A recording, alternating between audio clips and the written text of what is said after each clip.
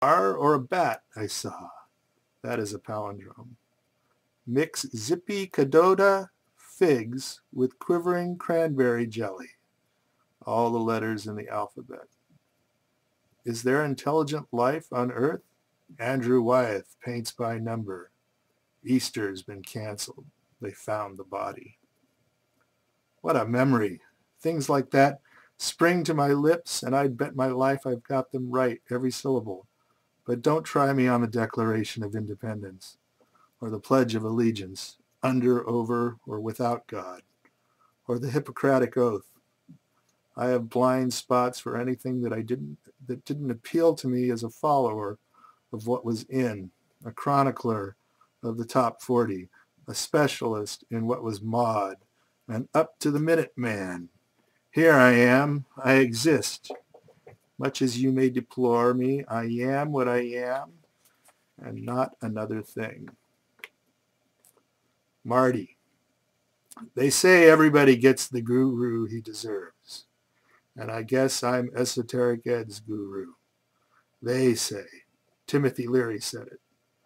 People like to steal wit, but it's in the nature of my circuits to give credit. It used to be an automatic part of the printout to give the source, and the habit remains, even though I've been converted to speech.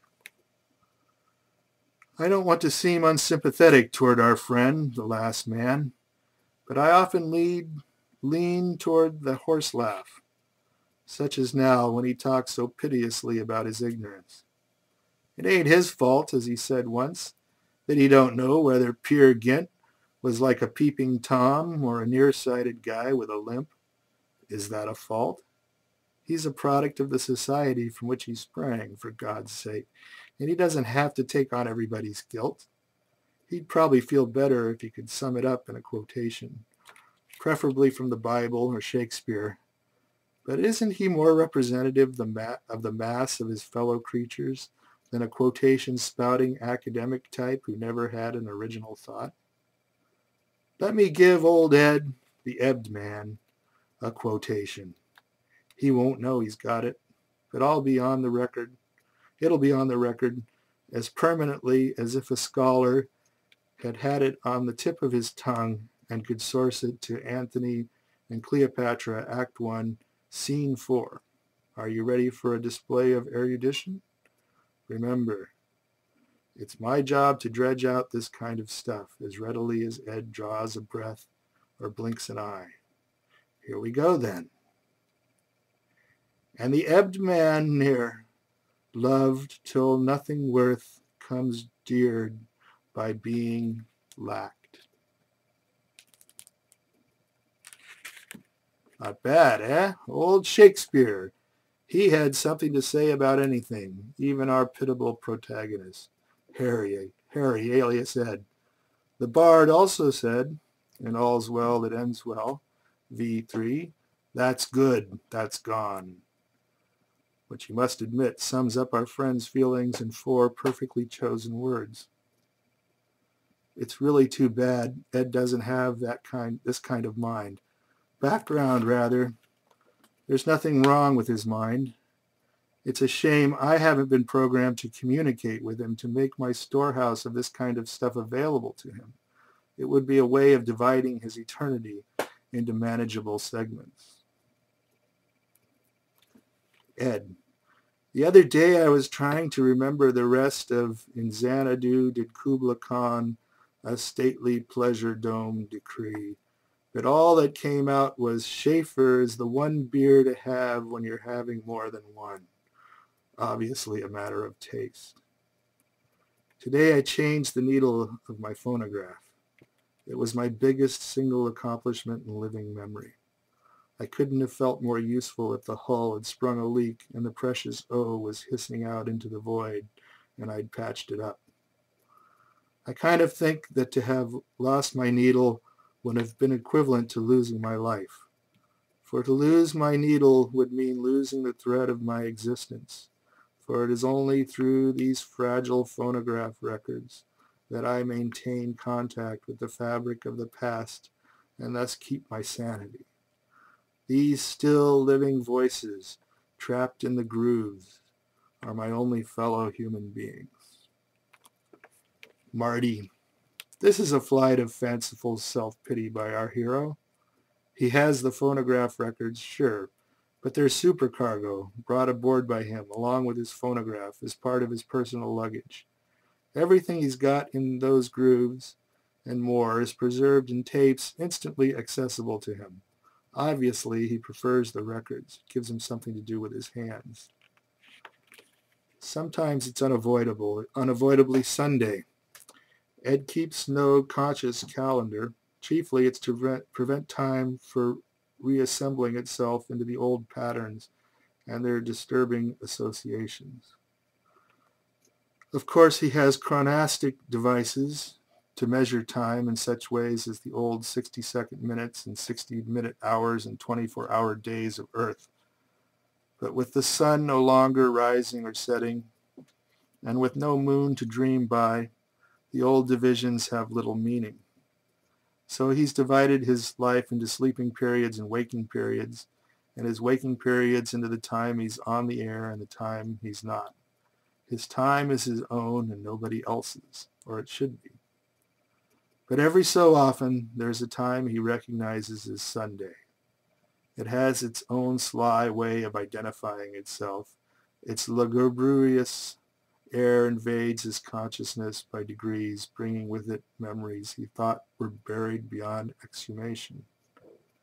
He remembers having attended Sunday school, at first as a duty, but later not minding it because there was a new Sunday school teacher, a young man who ignored the solemn piety and the hymn-slinging sanctimony, and asked his class, "What kind of a boy do you think Jesus was? Do you think he had a dog?" And all of a sudden, Jesus became somebody. Ed might have known, a carpenter's son, who hung out with other boys in the village, with the sons of the shoemaker, the storekeeper, the farmers, and a shepherd or two. The Sunday school teacher reasoned that all of them probably had dogs, being perfectly normal Galilean boys.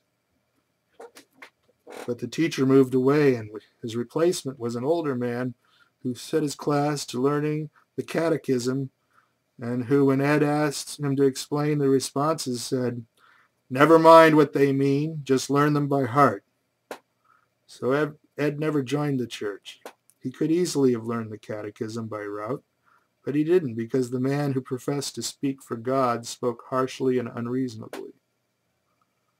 Later he met similar men, and gradually Ed got to thinking that if these were God's kind of people, maybe God wasn't for him.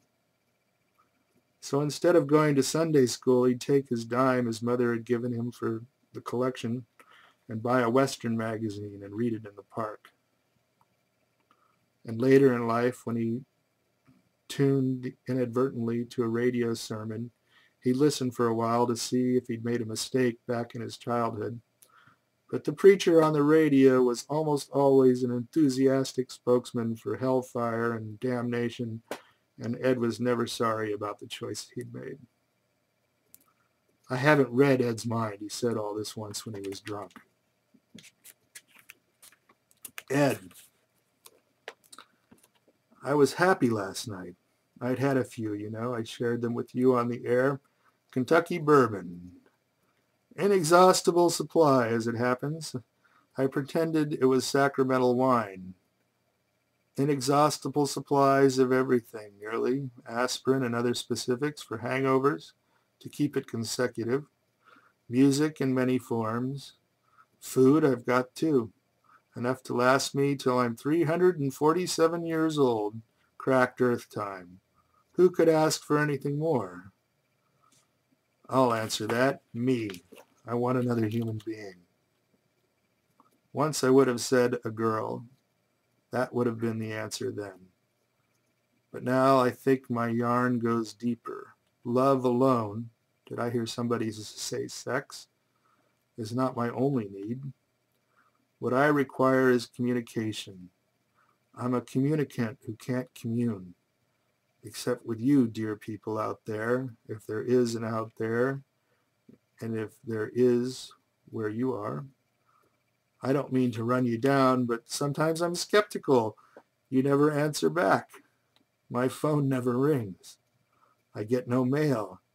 It's been a generation since a Western Union boy bicycled up to my door to deliver a telegram. Do you exist? Outside of my lonesome mind, are you really real? Answer only in the affirmative, please. We don't want to get sentimental, do we? It's only a bygone era, after all. There have been lots of eras, hits, runs, and eras. Let bygones be bygone. It wasn't so great, you know. It was kind of madcap to look back on it, like Prohibition, which people got sentimental about after it was over. Speakeasies, bathtub gin, the wine brick. People even got nostalgic about the Depression, the apple sellers, and all the rest of it. There were some good books about it and a fine movie. Remember A Man's Castle? And one great song, Brother, Can You Spare a Dime? What I'm trying to say is that the earth wasn't all it was cracked up to be. We get starry-eyed and weepy about what we imagine something was, when it was not really. You get to thinking that things were better than they were. Everything gets magnified. This is one of my more talkative nights here in the old control room. You'll just have to bear with me and reconcile yourself to the fact that sometimes this gets to be a talk show, as we called it in the days of radio. Tomorrow night, it may be the old razzmatazz, the old hotcha, the swinginest, coolest spot on the dial. But tonight, I'm talking your ears off. If you've got ears to hear, if you're tuned in. Tomorrow we sing, but tonight we lament. Tomorrow we play the oldies, the 45s, the 78s, the LPs, and the tape cartridges. Tonight we sit on the ground and tell sad tales of the death of kings and queens and princes and princesses, not to mention the hoi and the polloi, not to mention the washouts and the dropouts and the other guys who never hit the jackpot or even got close. I'd like you to bear with me a little bit longer while I acquaint you with my state of mind. I want you to listen, not because you're a captive audience, but because I like to think you want to hear what I have to say.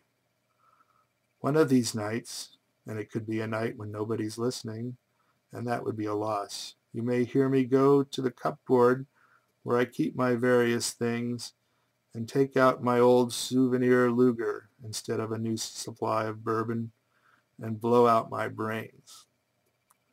It would be a great loss if none of you were out there to hear this grand finale. It'd be an empty gesture to pull the old trigger and mess up the control room if nobody heard. It'd be worse, of course, if somebody did hear and didn't give a damn. I'll go to my cupboard now. It's time for a little something.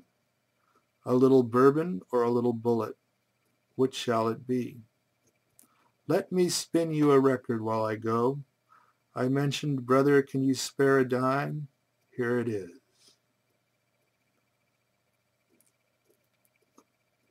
Damn good song, isn't it? Let me confide in you. I was halfway reaching for the Luger, the well-oiled, carefully preserved engine of destruction, beautifully crafted by German skill. When I got to listening, I always listen to the stuff I play. And you know what happened? My hand went from the Luger to the stuff crafted by a skilled Kentuckian. I had a little drink and decided to let the brain-blowing wait a while. Measure out my life in 10,000 shot glasses of the rare and old, particularly on a night like this. It's not a fit night for man or beast, as Bill Fields used to say when the cornflakes were flung in his face.